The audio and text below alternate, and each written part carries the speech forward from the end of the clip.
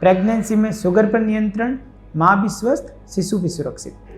मैं doctor Subhash Kumar Joshi, consultant endocrinologist and diabetologist at medicals hospital Jodhpur. आज हम बात कर रहे हैं जेस्टेशनल डायबिटीज़ के बारे में, यानी कि डायबिटीज़ इन प्रेगनेंसी।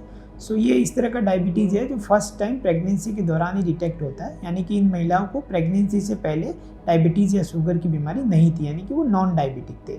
तो जिन महिलाओं का प्रेगनेंसी से पहले वज़न ज़्यादा होता है, यानी जो ओवरवेट या ओबीज है, या फिर जिनके परिवार में डायबिटीज़ का हिस्ट्री है, या जिन महिलाओं को पीसीओएस या प्री डायबिटीज़ रहा है, या फिर अगर प्रीवियस प्रेगनेंसी के दौरान भी डायबिटीज़ था, यानी कि जीडीएम था, तो इन सब महिलाओं को डायबिटीज़ इन प्रेगनेंसी या जीडीएम का रिस्क ज़्यादा रहता है। डायबिटीज़ इन प्रेगनेंसी या जेस्टेशनल डायबिटीज़ के क्या क्या कॉम्प्लिकेशंस हो सकते हैं, तो इससे दोनों माँ और बच्चे प्रभावित होते हैं। माँ के अंदर जैसे कि डायबिटीज़ इन प्रेगनेंसी के साथ साथ हाइपरटेंशन डेवलप हो सकता है, जिसको हम जेस्टेशनल हाइपरटेंशन कहते हैं, या उनको प्री एक्लेम्सिया एक्लेम्सिया यानी कि दौरे की बीमारी भी हो सकती है।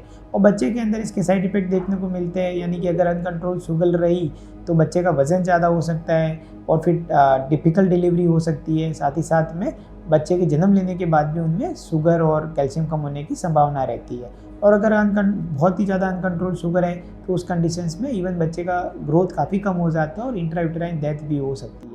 तो इस तरह से ये जो बढ़ा हुआ शुगर है, डायबिटीज़ इन प्रेगनेंसी जो है, वो माँ और बच्चे दोनों को प्रभावित करता है। तो जीडीएम के मैनेजमेंट के लिए यूजुअली हम इनिशियल स्टेज में डाइटरी मॉडिफिकेशन एडवाइस करते हैं, जिसके अंडर हम more of the complex carbohydrate खाने की सलाह देते हैं और शुरुआती स्टेज में डाइट से शुगर कंट्रोल करने का कोशिश करते हैं।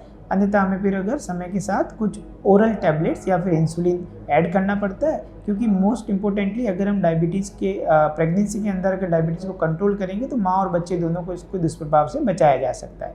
धन्यवाद।